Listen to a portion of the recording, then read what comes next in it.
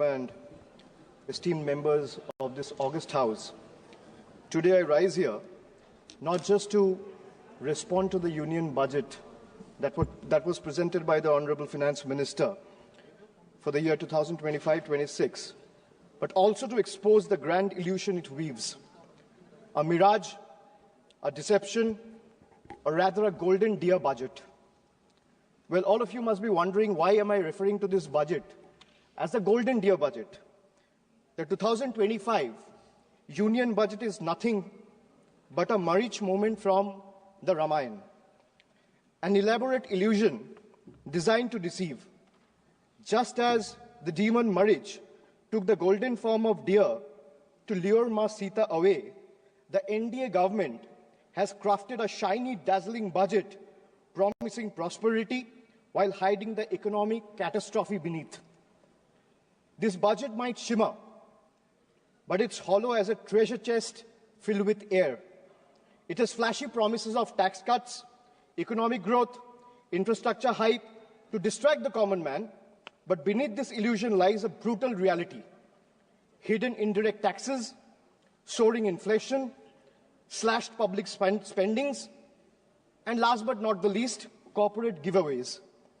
Just as Ma Sita was misled, the common people are being pulled away from financial stability straight into a fiscal wrecking ball. This government proudly proclaims no income tax for incomes up to 12 lakh rupees.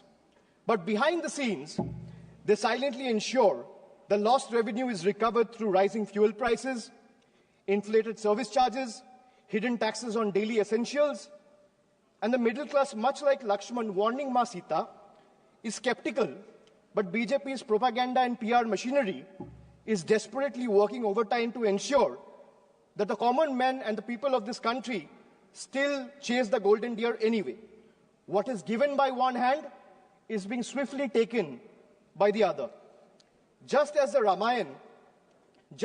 Ramayana, by the time people realize and recognize the deception, the economy has already been handed over to the Ravanas of crony capitalism, while the common man is left struggling to afford groceries, fuel, travel, healthcare, and even a simple movie night, all while being taxed for merely just existing. Madam, the budget presented by the NDA government is a masterclass in half-truths, half accountability, half delivery of schemes, and half-hearted governance. From half-built houses under PMAY to half-achieved farmer income targets, the government continues to sell dreams while delivering only fragments of reality. Infrastructure projects remain half-finished, welfare schemes reach half the beneficiaries, and their failed economic policies cater to half the population, leaving the rest in uncertainty. This is not a vision for developed India. It's a half-baked agenda wrapped in propaganda. Make no mistake, much like demonetization, GST, and the draconian farm laws, the full extent of devastation will only be visible when the smoke clears. I'll start with half-truths. So the NDA government in Maharashtra launched the Ladki Behan. Ma'am, the NDA government in Maharashtra launched the Ladki Behan DBT scheme for women in Maharashtra just before the assembly elections last year to use it as a political bait.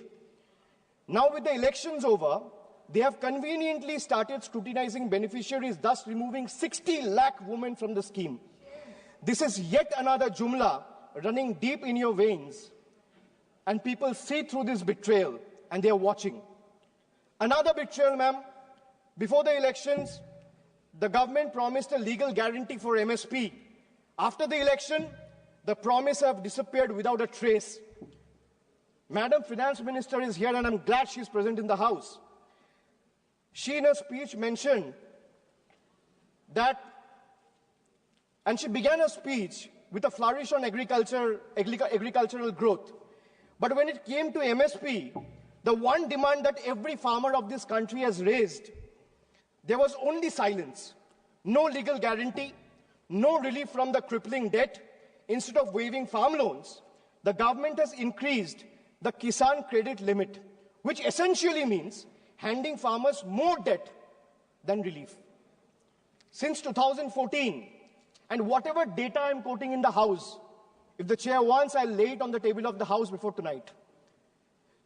Ma'am, since 2014, in the last 10 years, there have been 1 lakh farmer suicide. That's 1 suicide every hour. These aren't just numbers.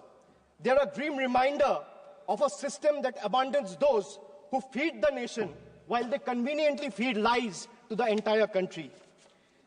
They boasted of digital India, but conveniently ignore the dire state of our schools. While flashy slogans flood social media, the harsh reality is PM Poshan remains stagnant, leaving millions of children without nutritious food. More than 50% of the children under the age of 5 suffer from chronic malnutrition, with 17% underweight, 36% stunted, and 6% wasted. A crisis screaming for attention. And yet, the budget for PM Poshan remains dejectedly inadequate, proving once again that the union government is invested more in headlines than hungry children. Another half-truth: before the elections, the NDA government or the ruling party, BJP, promised LPG cylinders for all. But in reality, 1.2 crore households, I repeat the figure, 1.2 crore households could not afford even a single refill in 2022-23 because of their exorbitant price hikes. This is not upliftment. This is abandonment.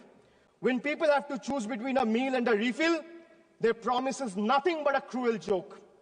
In 2019, the cabinet approved 8,574 crore for the census.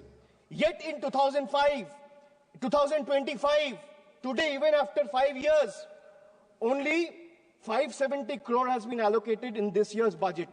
5 years late and still counting. And this is not happening this year either. But why does this matter? Why am I talking about census?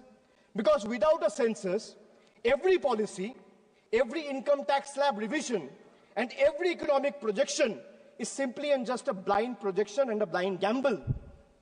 The Nari Shakti Vandan Adhiniyam, Women Reservation Act, which was passed by calling a special session 18 months back in 2023, can't be implemented as its rollout depends on the completion of the next census and subsequent delimitation. Both are yet to be scheduled. The government seems to prefer running the country on guesstimates and propaganda rather than real data, because facts expose their failures and they would rather keep the nation in the dark. As we look at the economic policies of the NDA government, one cannot help but see a pattern. And what is the pattern? Ma'am, the pattern is of or if I am to say, it resembles the tale of a reverse Robin Hood. What is a reverse Robin Hood? We know the story of Robin Hood, taking from the rich and giving to the poor. BJP has mastered the art of taking from the poor and giving it to the wealthy elite. So reverse Robin Hood. For instance, I'll give you an example. For instance, the waiving of corporate loans worth thousands of crores using taxpayers' money, while poor farmers struggling with small debts are left to suffer. The government claims to have no money to increase subsidies on essential commodities, yet it slashes corporate tax rates, giving billionaires an even bigger slice of the pie. This is not economic justice. This is economic favoritism at its worst. Then I talk about, or rather I'll come to half federalism. You know, all the members sitting in this house have never heard of this phrase. This is a phrase that I've coined. Half federalism. Why I say half federalism? I'll give you another example just to understand it better. Madam, in Bihar, BJP's ally, Janata Dal United or JDU, have 12 seats. That means BJP has 12 MPs in Bihar. And in Bengal,